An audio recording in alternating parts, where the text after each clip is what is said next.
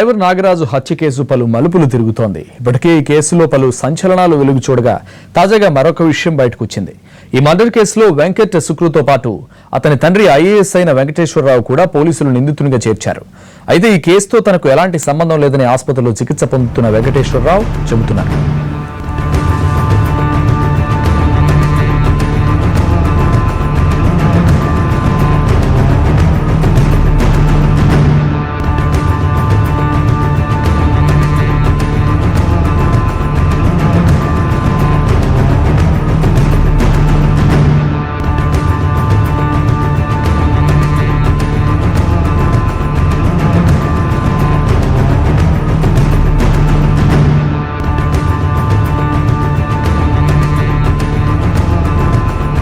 ఈ ఇష్యూ మీద దయచేసి ప్రతి ఒక్క ఇన్వెస్టిగేటింగ్ ఏజెన్సీ దయచేసి శ్రద్ధ పెట్టాలి. ఒక ఐఏఎస్ ఆఫీసర్ పరిస్థితి ఎటువంటి, వాట్ అబౌట్ కామన్ మ్యాన్, సాధారణ వ్యక్తి ఎలా జీవించగలుగుతాడు?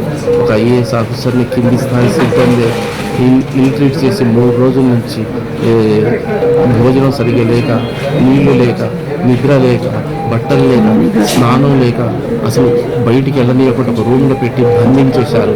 బయటికి వచ్చి చీఫ్ సెక్రటరీ గారికి చెక్ చేస్తానండి అన్నా కూడా రాకుండా నాకు అడ్డుపడ్డారు. పోలీసులు నన్ను ఆపేశారు. వెళ్ళండి అంటారు, మళ్ళీ ఉండండి అంటారు.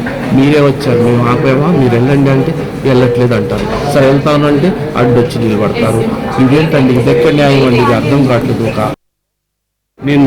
నేను నా కొడుకుని అడిగాను, అసలు ఏం జరిగింది రా చెప్పురా అని పోలీస్ స్టేషన్లో అడిగితే వాడు ఒకటే చెప్పాడు, డాడీ నన్ను మందు తాగుదాం రా బాబు అని చెప్పి అలా డ్రైవర్ నాగరాజు తీసుకెళ్ళాడని చెప్పాడు.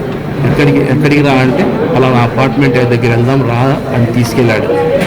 తీసుకెళ్ళి నువ్వు బాబు నువ్వు ఫస్ట్ లిఫ్ట్ నుంచి పైకి వెళ్ళు, నేను వస్తాను చెప్తే సరే అని బాబు ఫస్ట్ లిఫ్ట్ నుంచి వెళ్ళాడట. ఈయన వెనకాల నుంచి నాగరాజు లిఫ్ట్ తీసుకొని మందు తీసుకొని పైకి వెళ్ళాడు. బాటిల్ ఏదో చేతిలో పట్టుకొని వెళ్ళాడు. తర్వాత నాగరాజు చెప్పాడట, ఆ డ్రైవర్ చనిపోయినట్టును, బాబు నా మోటార్ సైకిల్లో ఇంకొక బాటిల్ ఉంది, వెళ్ళి తీసుకురా బాబు అంటే నా కొడుకు కింది దిగి మోటార్ సైకిల్ నుంచి ఒక బాటిల్ తీసుకొని వచ్చాడు. పైకి వచ్చిన తర్వాత బాబు నీళ్లు తే అంటే ఇప్పుడు ఈ పిల్లోడు అతని మోటార్ సైకిల్ ఎక్కి ఇంటికి వెళ్ళి రాత్రి అయిపోతే నీళ్లు లేవు, ఇంటికి వెళ్ళి చెమట పడితే స్నానం చేసుకొని నీళ్లు తీసుకొని వచ్చి మళ్ళీ పైన కూర్చొని తాగితే ఇద్దరి మధ్యలో ఏం గొడవ జరిగిందో ఏమో తెలియదు. ఏదో మిస్బిహేవ్ జరిగింది, మిస్అండర్స్టాండింగ్ జరిగింది. ఆ తోపులాటలు తాగిన తర్వాత ఏం జరిగిందో తెలియదు. నా పెద్ద కొడుకు వెంకట్ సుక్రు మీద ఆరోపణలు వచ్చిన వెంటనే నేను నా కొడుకుని తీసుకొని జూబ్లీహిల్స్ పోలీస్ స్టేషన్కి వెంటనే వెళ్ళి అప్పచెప్పాను. ఒక ఐఏఎస్ ఆఫీసర్ కొడుకుని తెలిసిన వెంటనే నా దగ్గర డబ్బులు ఎక్స్టార్షన్ చేయాలనే ఉద్దేశంతో నన్ను కూడా 3 రోజులు డిటైన్ చేశారు, ఇల్ ట్రీట్ చేశారు. ఒక ఐఏఎస్ ఆఫీసర్ తెలిసి కూడా ఏ ఆరోపణలు నా మీద లేవు, మీరు ఉండండి, మీరు వెళ్ళండి అంటారు, వెళ్తుంటే నాకు అడ్డం వస్తారు. అది కూడా వీడియో క్లిప్పింగ్ తీయించాను. ఆ వీడియో నా కొడుకు మీద ఆరోపణలు వచ్చాయండి, నేను చీఫ్ సెక్రటరీ గారికి నేను రిపోర్ట్ ఇవ్వాలండి అని అన్నా కూడా నన్ను వచ్చి రాంగ్ఫుల్గా డిటైన్ చేసి రూమ్లో పెట్టి తాళం వేశారు.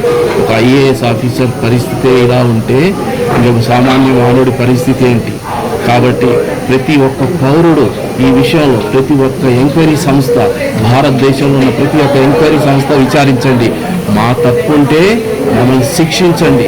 కానీ ఒక ఐఏఎస్ ఆఫీసరు ఒక మర్డర్ కేసులో ఇన్వాల్వ్ అయ్యాడంటే ఆ ఐఏఎస్ హోదాకు అవమానం. ఆ అవమానం నాకొద్దు. నేను అలాంటి హోదాకు అవమానం చేసేటట్టయితే నాకు పదవే వద్దు. అలాగే మా కుటుంబంలో నేను పుట్టాను, ఒక మంచి కుటుంబంలో.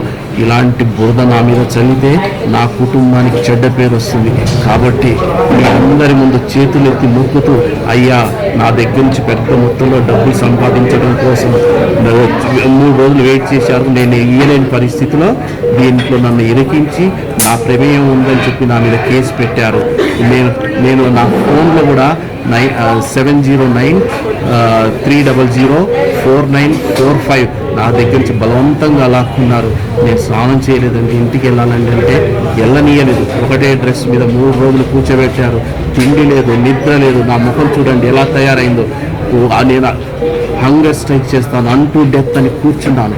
పొద్దుటి నుంచి అలాగే కూర్చొని కళ్ళు తిరిగి 3 రోజుల నుంచి వాళ్ళు పడిపోతే తీసుకొచ్చి యశోద హాస్పిటల్లో అడ్మిట్ చేశారు. అది కూడా అరగంట తర్వాత మా ప్రాణాలు తీయటం కోసం ఎవరో కుట్ర పన్నుతున్నారు. మమ్మల్ని జైల్లో వేసి జైల్లో చంపించాలని కుట్ర పన్నుతున్నారు. ప్రజలకు సహాయం చేయడమే తప్ప మాకు వేరేదేం తెలియదు. కావాలంటే ఒక వెబ్సైట్ చెప్తాను, దయచేసి వినండి.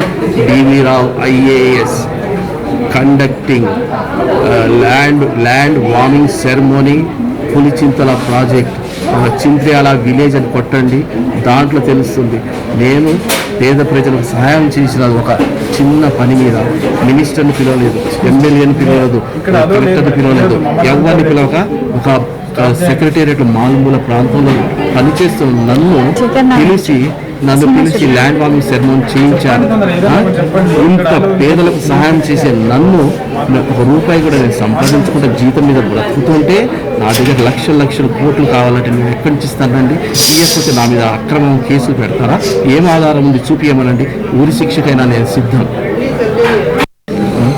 ఈ ఇష్యూ మీద దయచేసి ప్రతి ఒక్క ఇన్వెస్టిగేటింగ్ ఏజెన్సీ దయచేసి శ్రద్ధ పెట్టాలి. ఒక IAS ఆఫీసర్ పరిస్థితి ఎట్లుంటే వాట్ అబౌట్ కామన్ మ్యాన్, సాధారణ వ్యక్తి ఎలా జీవించగలుగుతాడు? ఒక IAS ఆఫీసర్ని కింది స్థాయి సిబ్బంది ఇల్ట్రీట్ చేసి 3 రోజుల నుంచి భోజనం సరిగ్గా లేక, నీళ్లు లేక, నిద్ర లేక, బట్టలు లేక, స్నానం లేక, అసలు బయటికి వెళ్ళనీయకుండా ఒక రూమ్లో పెట్టి బంధించేశారు. బయటికి వచ్చి చీఫ్ సెక్రటరీ గారికి చెప్పి వస్తానండి అన్నా కూడా రాకుండా నాకు అడ్డుపడ్డారు. పోలీసులు నన్ను ఆపేశారు. వెళ్ళండి అంటారు, మళ్ళీ ఉండండి అంటారు. మీరే వచ్చారు, మేము ఆపేమా, మీరు వెళ్ళండి అంటే వెళ్ళట్లేదు అంటారు. సరే వెళ్తాను అంటే అడ్డొచ్చి నిలబడతారు. ఇదేంటండి, ఇది ఎక్కడ న్యాయం అండి? ఇది అర్థం కావట్లేదు. నేను నా కొడుకుని అడిగాను, అసలు ఏం జరిగింది రా చెప్పురా అని పోలీస్ స్టేషన్లో అడిగితే వాడు ఒకటే చెప్పాడు, డాడీ నన్ను మందు తాగుదాం రా బాబు అని చెప్పి అలా డ్రైవర్ నాగరాజు తీసుకెళ్ళాడని చెప్పాడు. ఎక్కడికి రా అంటే అలా నా అపార్ట్మెంట్ దగ్గర వెళ్దాం రా అని తీసుకెళ్ళాడు. తీసుకెళ్ళి నువ్వు ఫస్ట్ లిఫ్ట్ నుంచి పైకి వెళ్ళు, నేను వస్తాను చెప్తే సరే అని బాబు ఫస్ట్ లిఫ్ట్ నుంచి వెళ్ళాడట. ఈయన వెనకాల నుంచి నాగరాజు లిఫ్ట్ తీసుకొని మందు తీసుకొని పైకి వెళ్ళాడు. బాటిల్ ఏదో చేతిలో పట్టుకొని వెళ్ళాడు. తర్వాత నాగరాజు చెప్పాడట, ఆ డ్రైవర్ చనిపోయినతను, బాబు నా మోటార్ సైకిల్లో ఇంకొక బాటిల్ ఉంది, వెళ్ళి తీసుకురా బాబు అంటే నా కొడుకు కింది దిగి మోటార్ సైకిల్ నుంచి ఒక బాటిల్ తీసుకొని వచ్చాడు. పైకి వచ్చిన తర్వాత బాబు నీళ్లు తే అంటే ఇప్పుడు ఈ పిల్లోడు అతని మోటార్ సైకిల్ ఎక్కి ఇంటికి వెళ్ళి రాత్రి అయిపోతే నీళ్లు లేవు, ఇంటికి వెళ్ళి చెమట పడితే స్నానం చేసుకొని నీళ్లు తీసుకొని వచ్చి మళ్ళీ పైన కూర్చొని తాగితే ఇద్దరి మధ్యలో ఏం గొడవ జరిగిందో ఏమో తెలియదు. ఏదో మిస్అండర్స్టాండింగ్ జరిగింది. ఆ తోపులాటలో తాగిన తర్వాత ఏం జరిగిందో తెలియదు. నా పెద్ద కొడుకు వెంకట సుకృత్ మీద ఆరోపణలు వచ్చిన వెంటనే నేను నా కొడుకుని తీసుకొని జూబ్లీహిల్స్ పోలీస్ స్టేషన్కి వెంటనే వెళ్ళి అప్పచెప్పాను. అప్పచెప్పిన ఒక IAS ఆఫీసర్ కొడుకుని తెలిసిన వెంటనే నా దగ్గర డబ్బులు ఎక్స్టార్షన్ చేయాలనే ఉద్దేశంతో నన్ను కూడా 3 రోజులు డిటైన్ చేశారు, ఇల్ ట్రీట్ చేశారు. ఒక IAS ఆఫీసర్ తెలిసి కూడా ఏ ఆరోపణలు నా మీద లేవు, మీరు ఉండండి, మీరు వెళ్ళండి అంటారు, వెళ్తుంటే నాకు అడ్డం వస్తారు. అది కూడా వీడియో క్లిప్పింగ్ తీయించాను. ఆ వీడియో నా కొడుకు మీద ఆరోపణలు వచ్చాయండి, నేను చీఫ్ సెక్రటరీ గారికి నేను రిపోర్ట్ ఇవ్వాలండి అని అన్నా కూడా నన్ను వచ్చి రాంగ్ఫుల్గా డిటైన్ చేసి రూమ్లో పెట్టి తాళం వేశారు. ఒక IAS ఆఫీసర్ పరిస్థితి ఇలా ఉంటే ఇంకా సామాన్య మానవుడి పరిస్థితి ఏంటి? కాబట్టి ప్రతి ఒక్క పౌరుడు ఈ విషయంలో, ప్రతి ఒక్క ఎంక్వైరీ సంస్థ, భారతదేశంలో ఉన్న ప్రతి ఒక్క ఎంక్వైరీ సంస్థ విచారించండి. మా తప్పు ఉంటే మమ్మల్ని శిక్షించండి. కానీ ఒక IAS ఆఫీసరు ఒక మర్డర్ కేసులో ఇన్వాల్వ్ అయ్యాడంటే ఆ IAS హోదాకు అవమానం. ఆ అవమానం నాకొద్దు. నేను అలాంటి హోదాకు అవమానం చేసేటట్టయితే నాకు పదవే వద్దు. అలాగే మా కుటుంబంలో నేను పుట్టాను, ఒక మంచి కుటుంబంలో. ఇలాంటి బురద నా మీద చల్లితే నా కుటుంబానికి చెడ్డ పేరు వస్తుంది. కాబట్టి మీ అందరి ముందు చేతులెత్తి మొక్కుతూ, అయ్యా నా దగ్గర నుంచి పెద్ద మొత్తంలో డబ్బులు సంపాదించడం కోసం 3 రోజులు వెయిట్ చేశారు, నేను ఇయ్యలేని పరిస్థితిలో దీంట్లో నన్ను ఇరికించి నా నా ప్రమేయం ఉందని చెప్పి నా మీద కేసు పెట్టారు. నేను నా ఫోన్లో కూడా 709-300-4945 నా దగ్గర నుంచి బలవంతంగా లాక్కున్నారు. నేను స్నానం చేయలేదండి, ఇంటికి వెళ్ళాలండి అంటే వెళ్ళనీయలేదు. ఒకటే డ్రెస్ మీద 3 రోజులు కూర్చోబెట్టారు. తిండి లేదు, నిద్ర లేదు. నా ముఖం చూడండి ఎలా తయారైందో. నేను హంగర్ స్ట్రైక్ చేస్తాను అంటూ డెత్ అని కూర్చున్నాను. పొద్దుటి నుంచి అలాగే కూర్చొని కళ్ళు తిరిగి 3 రోజుల నుంచి వాళ్ళు పడిపోతే తీసుకొచ్చి యశోద హాస్పిటల్లో అడ్మిట్ చేశారు. అది కూడా అరగంట తర్వాత మా ప్రాణాలు తీయటం కోసం ఎవరో కుట్ర పన్నుతున్నారు. మమ్మల్ని జైల్లో చంపించాలని కుట్ర పన్నుతున్నారు. ప్రజలకు సహాయం చేయడమే తప్ప మాకు వేరేదేం తెలియదు. కావాలంటే ఒక వెబ్సైట్ చెప్తాను, దయచేసి వినండి.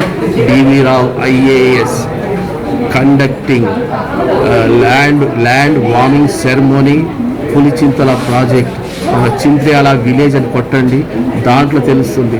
నేను పేద ప్రజలకు సహాయం చేసిన ఒక చిన్న పని మీద మినిస్టర్ని పిలవలేదు, ఎమ్మెల్యేని పిలవలేదు, కలెక్టర్ని పిలవలేదు, ఎవరిని పిలవక ఒక సెక్రటేరియట్ మాల్మూల ప్రాంతంలో పనిచేస్తున్న నన్ను పిలిచి ల్యాండ్ వార్మింగ్ సెరమోనీ చేయించారు. ఇంత పేదలకు సహాయం చేసే నన్ను ₹1 కూడా నేను సంపాదించుకుంటే జీతం మీద బ్రతుకుతుంటే నా దగ్గర లక్షల కోట్లు కావాలంటే నేను ఎక్కడి నుంచి ఇస్తానండి? ఇయ్యకపోతే నా మీద అక్రమం కేసులు పెడతారా? ఏం ఆధారం ఉంది చూపించమనండి. ఊరి శిక్షకైనా నేను సిద్ధం.